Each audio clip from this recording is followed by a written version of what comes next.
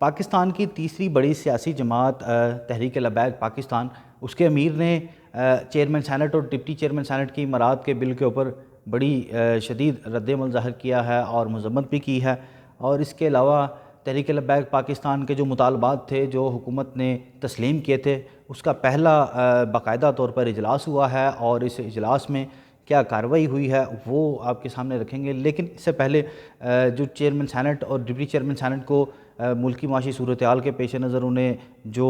ایک مراعات کا بل جو ہے وہ منظور کیا گیا ہے، اس کے اوپر تحریک لبیک کے سربراہ حافظ سعد رضوی نے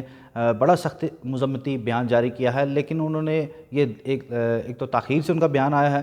یہ پہلے آ جانا چاہیے تھا، تو ان کا یہ کہنا ہے کہ یہ ان دونوں جو چیئرمین سینٹ اور ڈپٹی چیئرمین سینٹ ہیں، ان کو مراعات دینا تو ایک غریب عوام کی جیبوں پر بہت بڑا ڈاکہ ہوگا۔ اگر اس بل کو قومی اسمبلی سے بھی منظور کر لیا جاتا ہے تو وہ اس کے اوپر اس پر انہوں نے سخت مذمت کا اظہار کیا ہے، اور یہ مطالبہ کیا ہے کہ جو پہلے سے چیئرمین سینٹ اور ڈپٹی چیئرمین سینٹ مراعات لے رہے ہیں، انہیں تو رضاکارانہ طور پر جو اس وقت ملک کی صورتحال ہے ان مراعات سے بھی دستبردار ہو جانا چاہیے، بلکہ ان کا تو یہ بھی مطالبہ ہوگا کہ جتنے بھی عوامی نمائندے ہیں انہیں ایسی مراعات سے دستبردار ہو کر عوام کے لیے سہولیات پیدا کرنی چاہیے۔ تو بات تو ان کی بالکل درست ہے کہ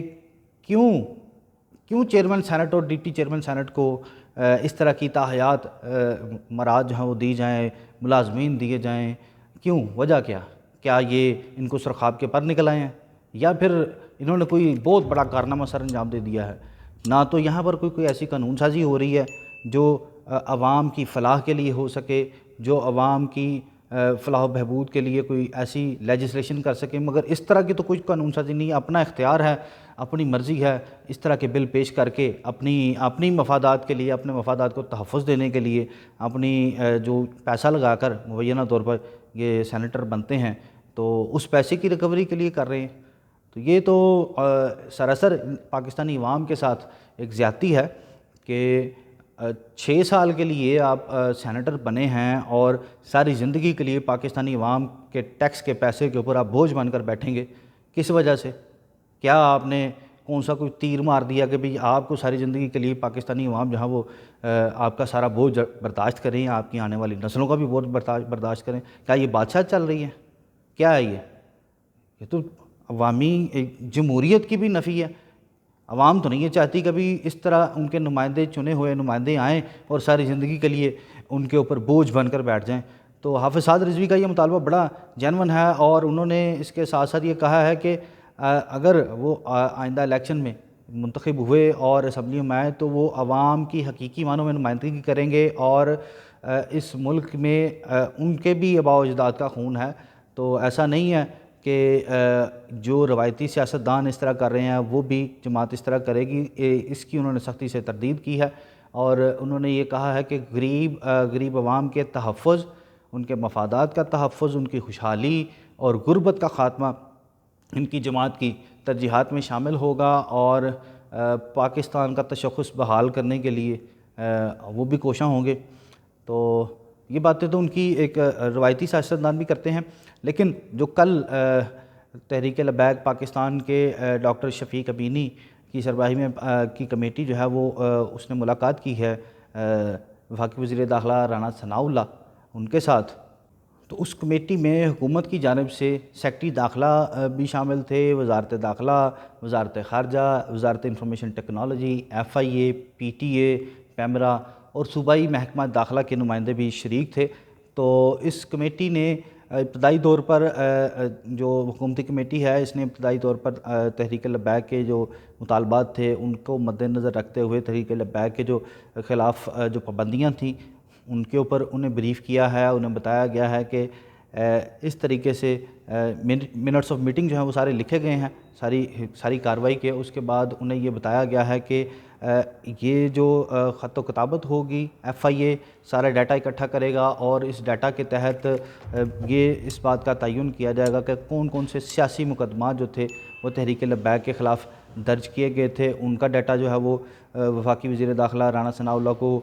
پیش کیا جائے گا، اس کے اوپر بحث ہوگی، اور پی ٹی اے کو بھی یہ کہا گیا ہے کہ جتنے بھی نوٹیفیکیشنز جو ہیں وہ ان کے خلاف جاری کیے گئے تھے ان کا ڈیٹا اکٹھا کیا جائے۔ پیمرا کو بھی یہ واضح ہدایات کی گئی ہیں کہ جو تحریک لبیک کے 4 شیڈول میں شامل ہونے کی وجہ سے نوٹیفیکیشنز جاری ہوئے تھے ان کے متعلق بھی اس کمیٹی کو آگاہ کیا جائے، اور صوبائی محکمہ داخلہ کو بھی اس کے حوالے سے کہا گیا ہے کہ کتنے کیسز جو ہیں وہ دہشت گردی کے حوالے سے یہ جو بھی دیگر مقدمات تھے 4 شیڈول کے وہ کہاں تک پہنچے ہیں، ان کے متعلق بھی اس جماعت کے متعلق جو ہے وہ تمام ڈیٹا جو ہے وہ فراہم کیا جائے۔ اور سب سے اہم بات کہ تحفظ ناموس رسالت کے معاملے کے اوپر بھی تحریک لبیک نے کوئی نرم لہجہ اختیار نہیں کیا، اور ان کا سب سے پہلا یہی مطالبہ تھا اس میٹنگ میں بھی کہ تحفظ ناموس رسالت کے معاملے کے اوپر حکومت اپنی واضح طور پر ایک لیٹر جاری کرے جو بھی متعلقہ ادارے ہیں انٹرنیشنل سوشل میڈیا کے ان کو، کہ اس مواد کو ہٹانے کے لیے باقاعدہ طور پر حکومتی سطح پر اس کا لیٹر جو ہے وہ جاری کیا جائے کہ یہ مواد اس کے لیے ایک تو فلٹریشن نظام جو ہے وہ پاکستان میں نافذ کیا جائے۔ اسی وجہ سے پی ٹی اے کے حکام کو اس میٹنگ میں بلایا گیا تھا، اور اس کے ساتھ ساتھ انفارمیشن ٹیکنالوجی کے چونکہ دونوں ریلیونٹ ہیں تو وہ بتایا گیا ہے کہ کس طرح یہ سارا فلٹریشن نظام جو ہے وہ ایکٹیو کیا جائے گا، اور یہ بھی کوشش کی جائے گی کہ انٹرنیشنل ادارے جو ہیں ان کو بھی اس بات پر مطمئن کیا جائے کہ یہ ایک انسانی جو مسلمان ہیں ان کے حقوق کا بھی ایک نفی ہے، اور تحفظ ناموس رسالت ان کے ایمان کا حصہ ہے، تو اس پر برائے مہربانی کوئی پابندی اس کے اوپر کوئی اس طرح کی چھیڑ چھاڑ نہ کی جائے۔ تو یہ معاملہ جو ہے وہ تمام باتیں زیر بحث آئی ہیں، اور حکومتی کمیٹی نے اس بات کی یقین دہانی کرائی ہے کہ جو بھی معاہدہ کیا گیا ہے تحریک لبیک کی جانب سے کے ساتھ اس کے اوپر من و عن عمل درآمد ہوگا، اور اس کے عمل درآمد کے طریقہ کار جو ہیں وہ بھی طے کیے گئے ہیں کہ ایک سٹیپ بائی سٹیپ یہ تمام معاہدات جو ہیں تمام شقیں جو ہیں معاہدے کی ان کے اوپر عمل درآمد کیا جائے گا، کیونکہ پیٹرولیم کی مصنوعات کے اوپر تو یہ پہلے بھی طے ہو چکا ہے کہ 2 تاریخوں میں یہ عمل درآمد جو ہے وہ شروع ہوگا۔ اور تحریک لبیک کی چونکہ آواز ابھی تک مین اسٹریم میڈیا پر بھی نہیں چلی اس طرح جس طرح دیگر سیاسی جماعتوں کی چلتی ہے، تو یہ ایک ابھی تک چل رہا ہے، اور ان کو یہ بھی تحریک لبیک کو کوشش کرنی چاہیے کہ ان کے اکاؤنٹس جو ہیں وہ ابھی بھی سسپینڈ ہو رہے ہیں، اور آئے روز جو بھی سوشل میڈیا کے اکاؤنٹس ہیں ان کو سسپینڈ کر دیا جاتا ہے، اور اس کے لیے بھی انہیں زور دینا چاہیے کیونکہ یہ ایک سوشل میڈیا کا دور ہے، اور تحریک لبیک کو اس کے اوپر بھی فوکس کرنا چاہیے، کیونکہ سوشل میڈیا کے ذریعے بھی یہ اپنے ووٹرز کو انفلوئنس کر سکتے ہیں، ان کو ان تک اپنی منشور اپنی آواز ہے وہ بھی پہنچا سکتے ہیں، چاہے مین اسٹریم میڈیا ان کی بات نہیں سنتا یا ان کا بلیک آؤٹ کرتا ہے تو کرتا ہے رہے، لیکن سوشل میڈیا کے اوپر جو پی ٹی آئی کی جانب سے اس طرح کا قدغن لگوایا گیا تھا ٹی ایل پی کے اوپر، اس کو ہٹوانا جو ہے وہ بہت ضروری ہوگا، اور امید ہے کہ آئندہ میٹنگ میں کافی مثبت پیش رفت سامنے آئے گی تحریک لبیک کے مطالبات کے حوالے سے، اور یہ پہلی بار ہے کہ کوئی حکومت کسی اس طرح کی سیاسی جماعت کے مطالبات کے اوپر سنجیدہ ہے اور ان پر عمل درآمد کرنے کے لیے سنجیدہ ہے، اور یہی بہتری کی امید کے ساتھ ہی آپ سے اجازت چاہیں گے کہ آئندہ حکومت جو ہے وہ تحریک لبیک کے ان مطالبات کے اوپر مثبت پیش رفت کے ساتھ جو ہے وہ اگلی میٹنگ میں بیٹھے، اور کچھ چیزیں جو ہیں وہ عملی طور پر کر کے اس میٹنگ کے سامنے رکھی جائیں۔ تب تک کے لیے اللہ حافظ۔